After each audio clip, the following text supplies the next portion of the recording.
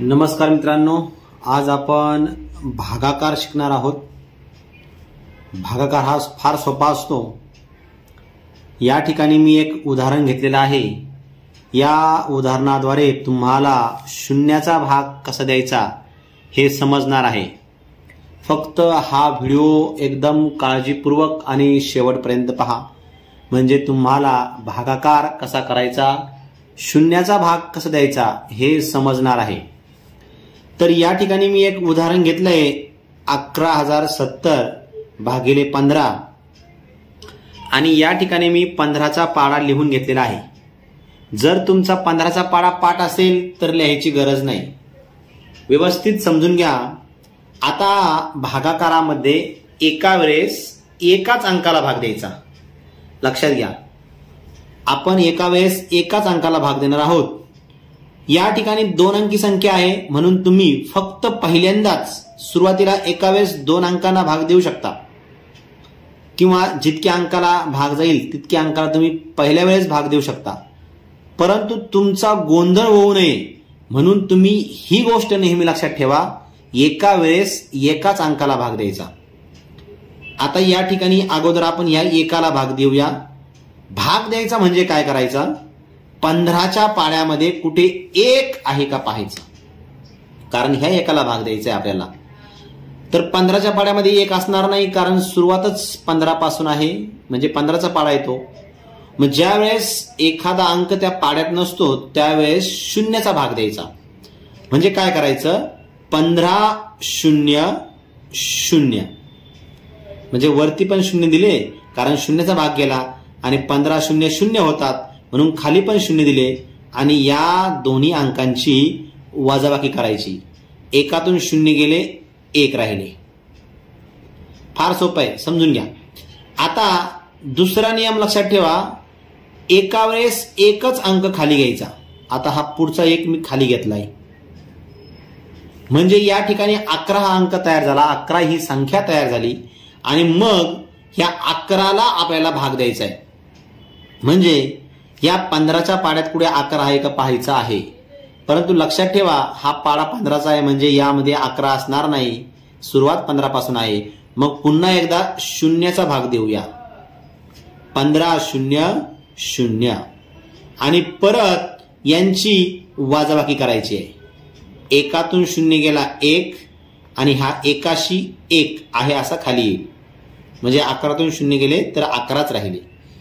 आता पुढचा नियम काय सांगतो आपला, पुढचा अंक खाली घ्यायचा, आणि तो एका वेळेस एकच अंक खाली घ्यायचा।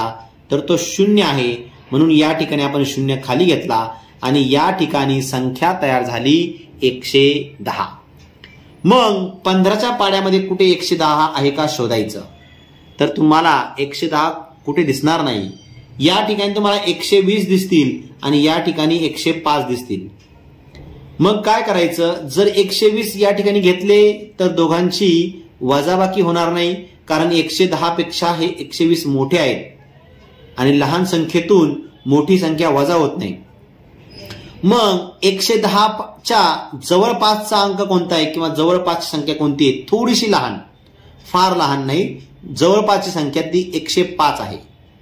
आणि ती किती नंबरला आहे, 1 2 3 4 5 6 7, म्हणजेच 15 7 105, म्हणजे 7चा भाग गेला म्हणून वरती 7 लिहायचे आहेत। 15 7 105, आणि खाली 105 लिहायचे आहेत, आणि ह्या दोन्ही अंकांची वजाबाकी करायची आहे।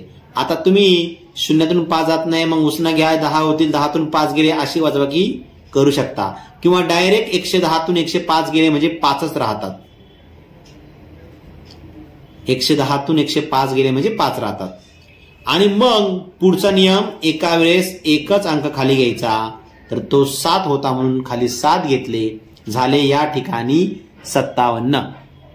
मग आता 15च्या पाढ्यात कुठे 57 आहे का पाहायचं, तर या ठिकाणी 60 आहेत आणि या ठिकाणी 45 आहेत। मग लक्षात घ्या, 60 घेऊन चालणार नाही, कारण 60 हे 57 पेक्षा मोठे आहेत। मग 57 पेक्षा थोडीशी लहान संख्या कोणती आहे, तर ती आहे 45। म्हणजे ही संख्या या ठिकाणी आपल्याला घेऊन चालणार आहे. तर ती किती नंबरला आहे? तर 15×45 म्हणजे 3 नंबरला आहे.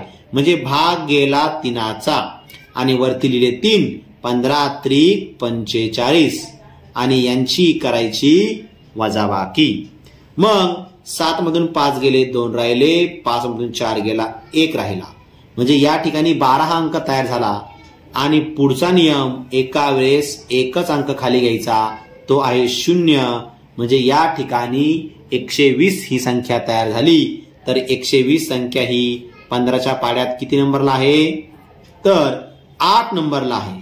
म्हणजे 15×8=120. म्हणून 8चा भाग गेला, वरती 8 लिहिले आणि 15×8=120 होतात. खाली 120 लिहिले आणि यांची केली वजाबाकी. 0तून 0 गेले 0, 2तून 2 गेले 0, 1तून 1 गेला 0. अशा प्रकारे बाकी 0 आलेली आहे. आणि आपला भागाकार म्हणजेच आपलं उत्तर हे 738 आलेलं आहे. आणि मग तुम्ही तुमचं उत्तर बरोबर आहे की नाही ते देखील तुम्ही चेक करू शकता.